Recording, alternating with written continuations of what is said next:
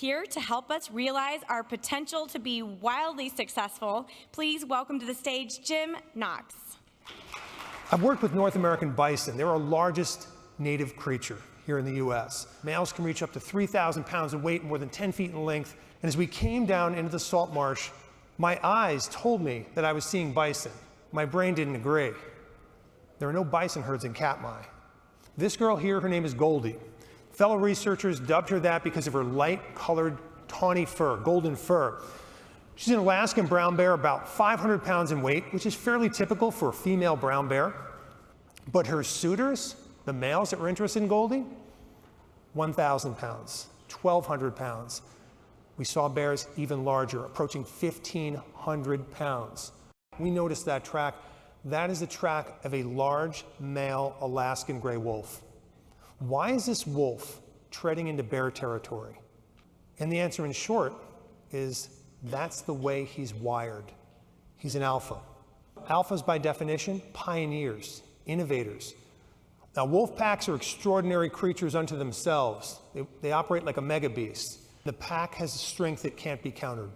It's a meritorious society, wolf pack. You have to contribute.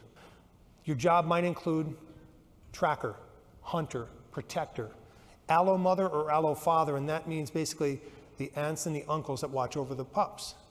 Because while the pack is away hunting, somebody's got to take care of the next generation.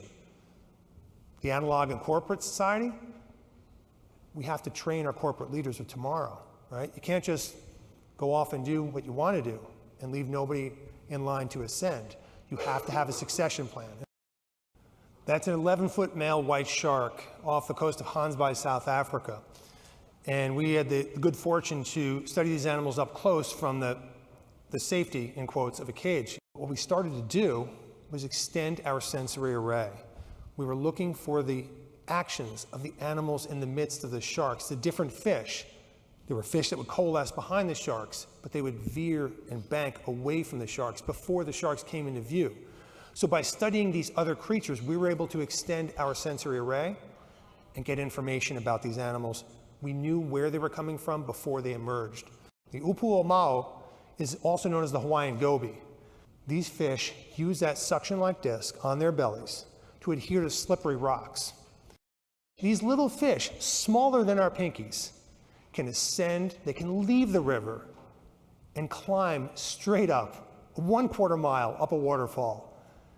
If they can do that, imagine what we can all do. The notion of being wildly successful, we borrow from nature. You see, animals, wildlife, they function in the most intensely competitive forum of all. If we don't succeed, we might not get that promotion, we might not get that bonus, we might not get the job that we want.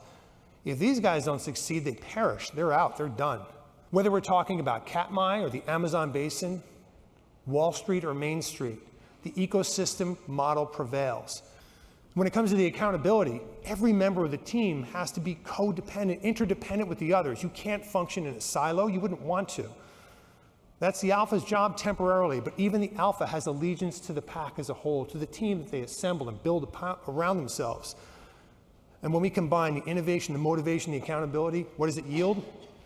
It yields excellence. When your company was in its infancy, there were some big bears in your corporate territory. There had to be. There were big companies that were dominant, that commanded resources and territory and market share that you aspired to command in time. You couldn't match them head to head, so what did you do? You became innovators. You developed products, intuitive, intelligent products. Imagine billing, imagine AI, imagine discovery, that gave you an edge on your competition. It enabled you to have a platform from which to build. It enabled success to perpetuate success.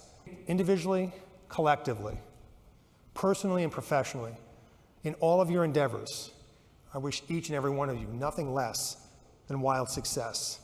Thank you.